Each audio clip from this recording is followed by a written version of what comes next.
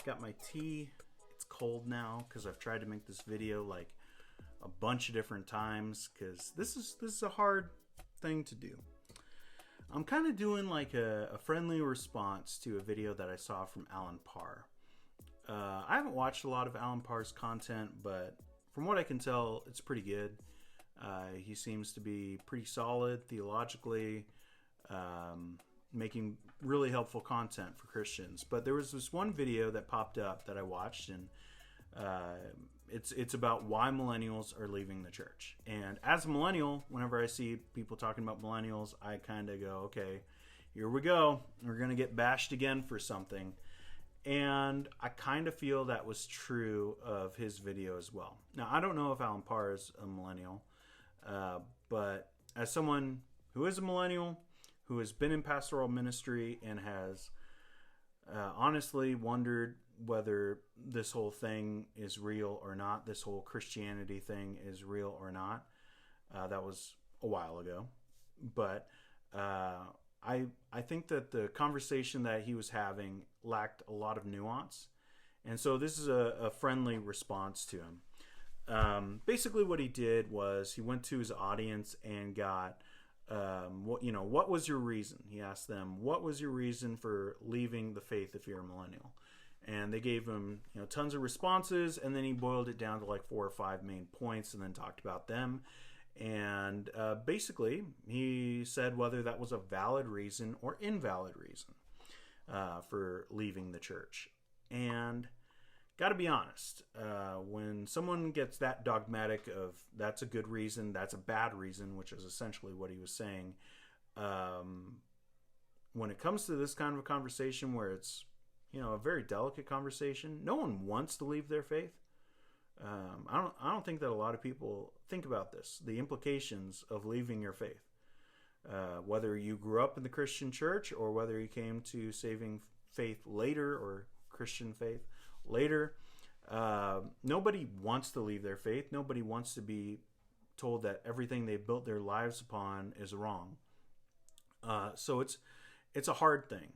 It's a painful thing. It's a hurtful thing to go through this process of wondering whether Christianity is true or not.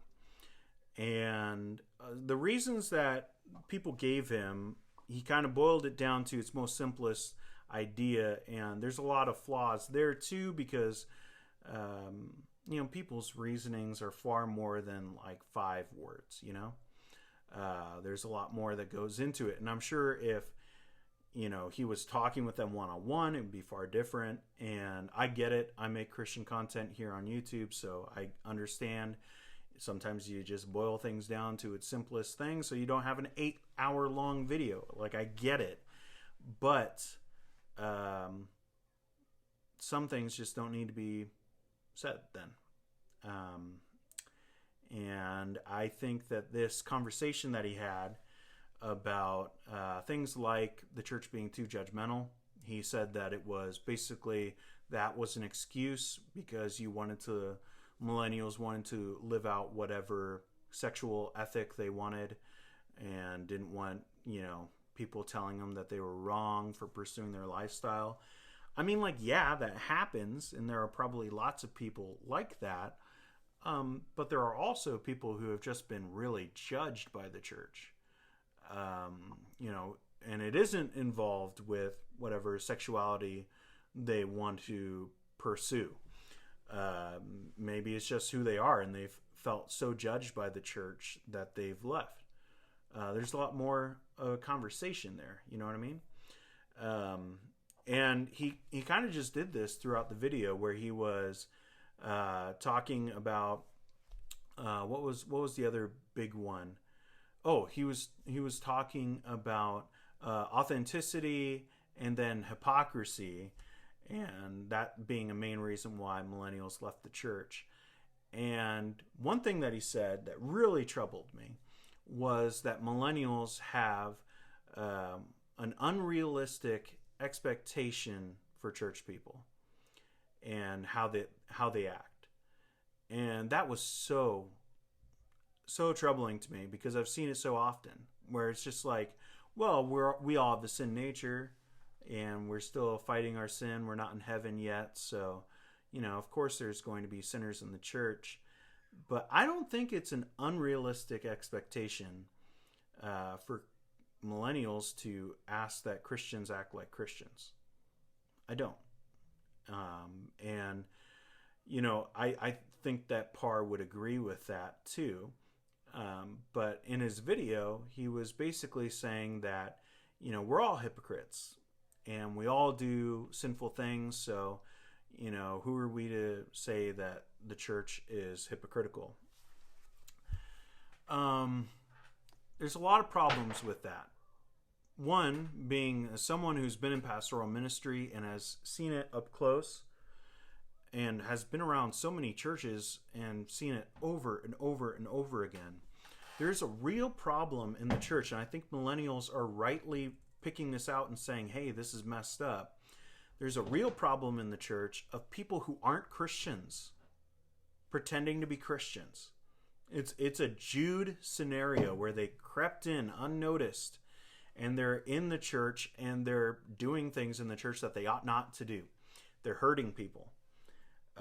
Whether it's a senior pastor who goes to prison for sexual abuse, whether it's a youth leader who goes to prison for sexual abuse, whether, there's hypocrisy of smaller things like a worship leader, someone on the worship team being drunk on Saturday and up on stage on Sunday. Like, that happens all the time in churches.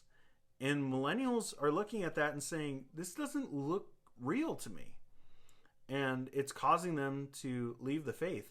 And because it's not being called out by the majority of Christians,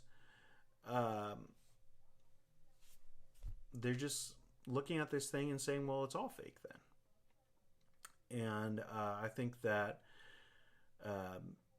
that idea of unrealistic expectations for church people is deeply troubling, because millennials look at that and say, well, then if they're not going to act like Jesus, then do they really follow Jesus? And I think that they have a really good point there.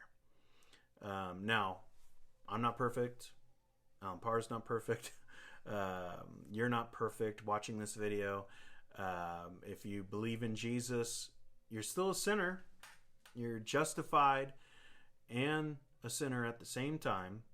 And so we battle our sin and we deal with things in the church. And sometimes being in the church gets really messy. I get that. I've seen it. I've dealt with it. But I think to boil these things down to valid and invalid reasons and not have bigger conversations about it, and to kind of say millennials are asking too much of the church, which is honestly where that conversation goes after a little bit. I don't think that's right. I don't think that's the correct conversation that we need to be having.